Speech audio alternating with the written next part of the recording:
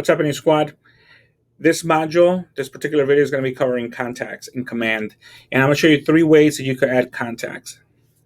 The first thing you need to do is once you log into Command, get in the habit of clicking the red square until you familiarize yourself with what each icon stands for. The applets here are the ones that are available to you to use in Command. We're going to be working on the second one, which is contacts. And like I said earlier, there are 3 different ways to get contacts into your database. The first way is to come and create a contact manually and add one by one. And that step is super simple. If you look to the right underneath where your name would be, there's a green button that says Add Contact. And you're going to click on that. And then this little screen's going to pop up. And it's going to ask you for the few details. Now, in previous videos or in previous trainings that you have attended with me, I always say that there are 4 core elements of a contact that you need to have in order to lead gen properly. And that is to have a full name, an email address, a phone number, and if ever possible, a physical address. And the reason I say that is, 1, you need a name so that you can address the person that you're lead genning. Second, you need an email so that you can communicate via smart plans while you're sending them, bi-weekly nurtures or, follow-up emails or maybe a birthday email or something like that, right? So that helps you with your smart plans. And second, you need a phone number, preferably a mobile number, because most people don't even have a house number anymore. But that will also allow you with your smart plans to automate the texting problem that you might have, like remembering to text them on their birthday or maybe remembering to text them on their anniversary, their home anniversary, that is, unless you do know their wedding anniversary, which would be great too. So these 4 elements are very important. But the address is especially important because the address allows you to add a neighborhood to them, which then allows you to use the smart plan of the biweekly or the monthly neighborhood nurture program. This is self-generated, system-generated update that the system sends out to your client. But without a physical address, there's no way for us to know which neighborhood they're at. Now, you could add a manual neighborhood. So like if you don't know their address and you know about where they live, then you could do a guesstimate about what neighborhood that might be. So what is it you need? We need a name, right? We need Jane Smith. Her email is jsmith, I can spell Smith, right? At noemail.com. I say you need a phone number, right? I'm just making one up. And then the next step here, is this person a lead or is that a contact? And you might ask yourself, well, what's the difference? A lead is somebody that you heard might need to buy, sell, or invest in real estate. They might be a Facebook lead. They might be somebody that friended you on social media, whether it's Facebook, Instagram, or Snapchat. But let's say this person is your SOI. You met them. You went to school with them. You worked with them. You know their girlfriend, their mother, their father, their brother, their sister, their son, their stepchildren. If you know these details, and this person is no longer a lead, this is what we call a met. They already know them. So in this case, we're not going to check them off as a lead. I'm going to say that Jane Smith is a person that I've known. We went to school together. And now I'm talking to her of possibly buying, selling, or investing in real estate. So Jane is not considered a lead. Now, I did say that I know Jade personally. Jane and I went to school. So I consider her my sphere of influence. Now, you might say, well, how do you do that, right? So you could create a tag. Many people will call it SOI. Some people will call it sphere. It's whatever you want to call it. You could call it family, you could call it friends, you could call it colleagues, you could call it school buddies, whatever you want to call it, whatever helps you better filter your database. To me, the people that I've met, people that I've either known for a long time or people that I've done business with or went to school with or work with are considered my sphere of influence. These are people that I want to talk to on a daily basis for whatever reason that might be. So I'm going to create a tag called SOI. And notice how it doesn't pop up, right? So it's not one of the tags that I already have. So if I want to create the tag SOI, the system is going to allow me to create that custom tag. And if I create that tag, it's going to allow me to pick a color. People say, like, what color should I choose? It doesn't matter. That is totally up to you. If you want to pick a color, pick a color. If you just want to all have them white, then have them all white. There is a cheat sheet that I'll share with you in the YouTube channel in the comments that you could download that gives you an example of how somebody has lined up their tags and how they color code them. So if that helps you, I'll provide you one in the comments in the YouTube. So make sure you download it. After you subscribe to the channel so you get updated every time we create a new video. So here we go. So I'm going to say this is Jane. I'm going to keep it as white. I'm going to say add. Once it's added, I'm going to go down to additional info. And I'm going to go down these tabs one by one to ensure that I have all the information I need. Now, for starters, it's going to ask me for an email and a phone again, right? But I already have those. But the one I want you to say focus on is particularly this right here. And the reason I'm going to ask you to focus on that is like, you know Jane, right? Or I know Jane. And I know that Jane works all day. She teaches, and she's doing e-learning right now or e-teaching right now. And she's not going to be able to take my phone call if I call her. Email might work for her, but she's getting bombarded from parents on a daily basis with questions about the kids not being able to log into their e-learning platform. So texting is probably going to be the best way. So when Jane's done with her day, she could text me back. Now, email, I already put an email up top, so I don't need another one. Now, if she happens to have a work email versus a personal email and she provided both, then maybe you could add the second email in here. I personally only need the one that she's actually going to read, which is probably her personal email. A second phone number, so you know. And then the next most important thing, it's going to be her home address. Her home address is really what I'm worried about too, because I want to know where she lives so that I could send her data. Now, like I told you earlier, if you don't know their address, maybe you know where they're looking or where they would like to move to, and then you can manually add that neighborhood, and I will show you that in a minute. So I'm going to say that Jane lives at 4544 West 103rd Street. She lives at Suite 300. And this address is also her mailing address.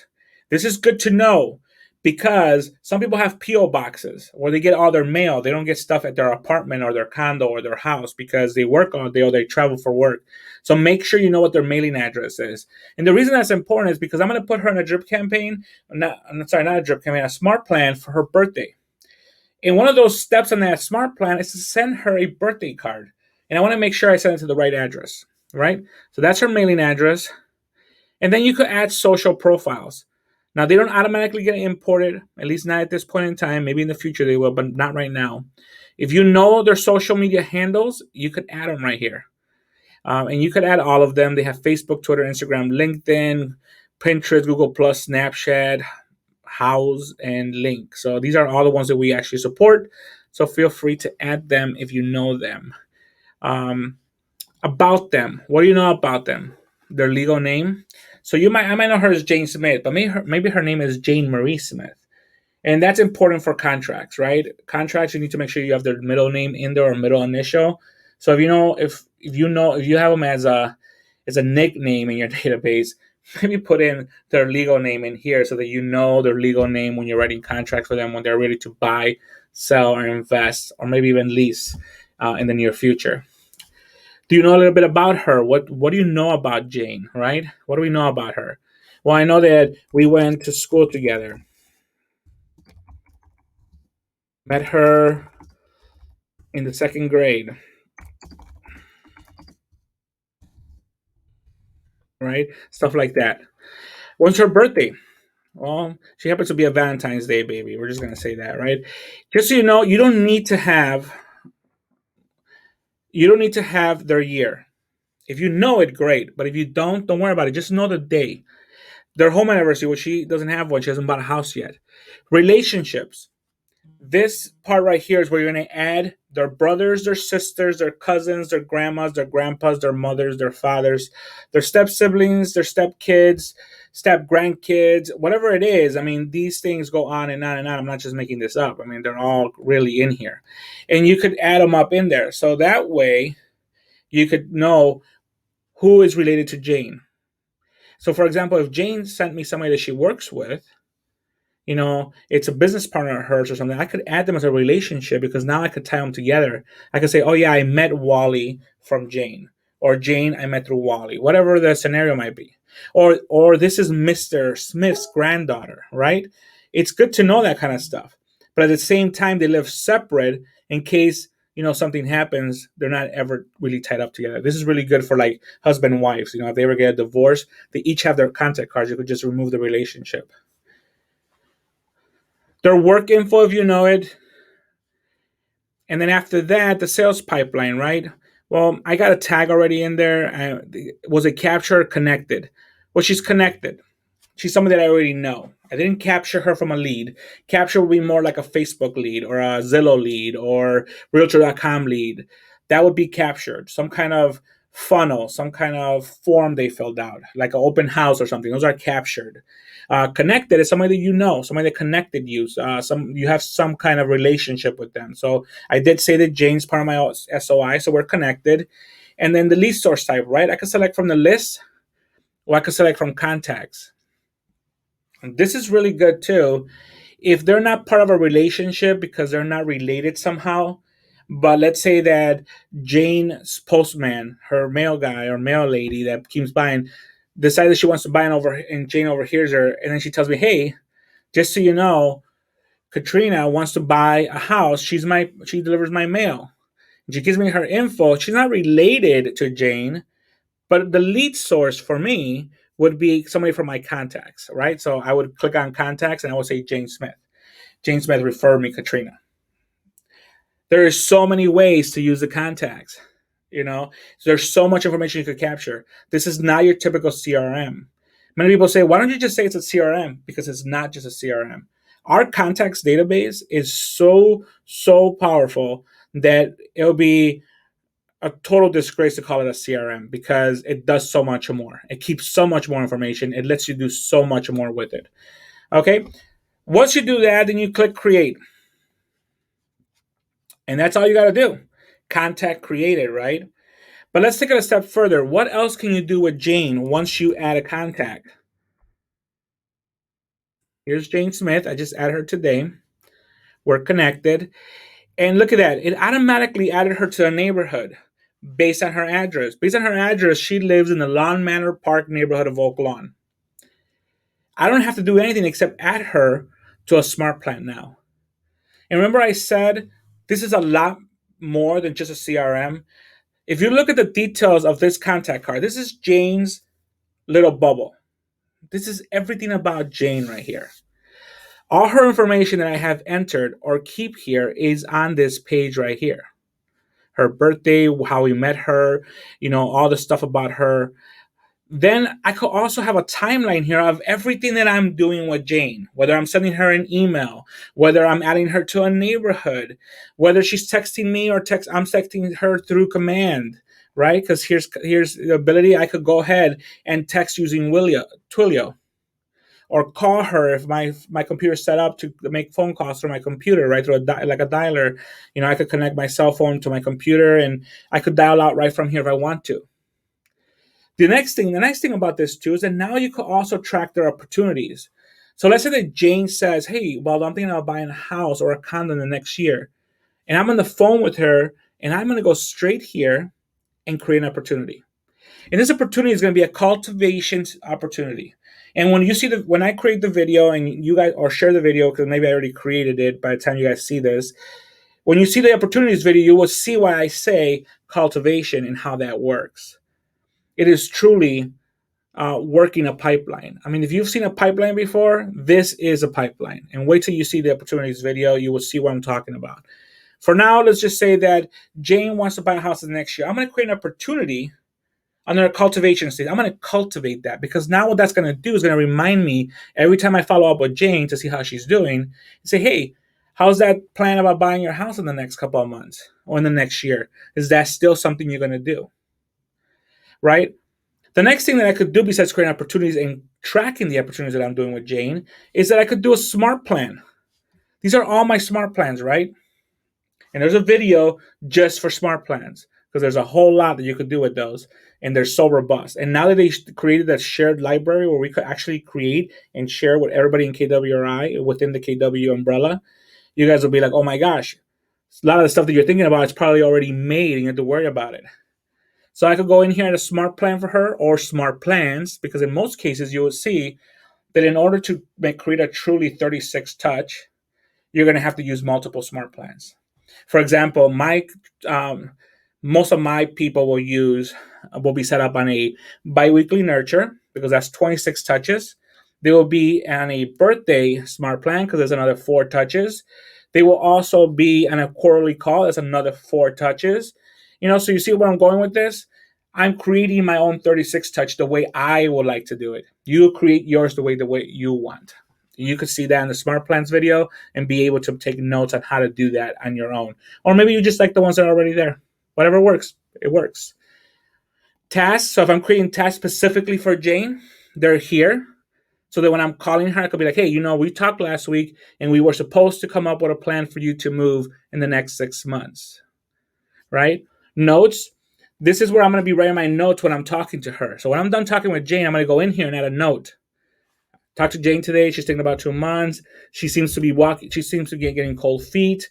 What can we do so that Jane stays on track, right? These kind of notes in there. I mean, this is the kind of thing that not any typical CRM is going to do for you. I mean, everything for Jane lives here. And that's what's the beauty of contacts in Command. Now, this is the one way to add contacts. And then I went into managing contacts. How else can you add contacts? Well, the beauty of it is that we could import contacts. Now, there's an easy way to do it. The easy way would be get all your contacts in an Excel sheet, wherever they live. MLS, note cards, different database systems that you might have from somewhere. Put them all here. Put them all in an Excel sheet. And then you see this highlighted download right here. It's not very obvious, but if you hover over it, you will realize that you could actually click the download button. And what it does, it downloads a template for Command. It's all laid out exactly like it is. And all you got to do is copy and paste the data into the columns that are there. And I'm going to just tell you right now, because I know how you're thinking. If you open the template and there are columns you're not using, don't delete them. I know you're going to do it. Don't delete them. Leave it blank. The fields are like that for a reason. So fill everything in, and then on the field where it says custom tag, you could actually type in the tag that you want in there, and Command will either apply it or create it if it's not already created in your system. That's how easy it is. Click upload, and they get in there, and they're done. Easy peasy, right? I'm sure that the way I'm saying it is a lot easier than the way it's going to actually play out, right? Trust me, if you follow the instructions, open a template and copy and paste into the columns. Don't delete the columns that are blank. You're going to be perfectly fine. Okay. So the other third way, which a lot of people don't talk about it, right? These are like the 2 major ways to get contacts into Command. The other way is the way that I do it. And the way that I do it is I love to use Pisync. So if you go under settings, so click your name, settings, there's an app in the app list that you could activate, and it's called Pisync. What I like about Pisync is that it connects to a lot of sources. Now you get any real estate related sources are free. There are extra ones that you can connect at a cost, but the real estate ones, such as Google Contacts and iCloud, those you could do the connection for free. At least as of the recording of this video, they're free. In the future, I'm not sure what's going to happen, but as of the recording, it's free to do iCloud or Google Contacts. Now, I use Google Contacts because I'm an Android person, and I know there's some people probably rolling their eyes right now. Don't worry, I know who you are. I'm a Google person, and I've always been.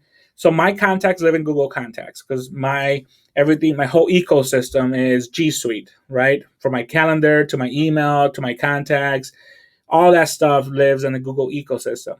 So I Pisync my Google Contacts. And what I like about it is that it keeps my database and commands synced with my database in my phone. And you might say, well, I don't want everybody on my phone. And then I'm going to tell you why not. Isn't everybody on your phone people that you talk to on a daily basis? Isn't people on your phone people that you are going to do business with in the future or can do business with in the future? And if they're not those kind of people, why are they on your phone? That's a good question, right? So for me, I Pisync my entire database back and forth. Whatever changes I make in Command, Pisync sends to my phone. Whatever changes I make on my phone, Pisync sends to Command. There is a caveat with Pisync. If you don't have an email address, it won't imported into Command. And the reason for that is the way that Pisync validates that there are no duplicates coming in and out of the database. Now, I heard from the grapevine that if you call Pisync, they could actually deactivate that feature. That's at your own risk, and you're doing it completely on your own. So if you do it, just know that you're running the risk of having duplicates. But if you're okay with that, then go for it. More power to you all. All right, ladies and gents, this is Context and Command. This is your database. This is the way of the future. And every day it gets better. Every day we make changes. Every week we make updates. It is the way to run more efficiently. There will be an update for team contacts as we roll out the new team features, and that's coming out in the next week or two.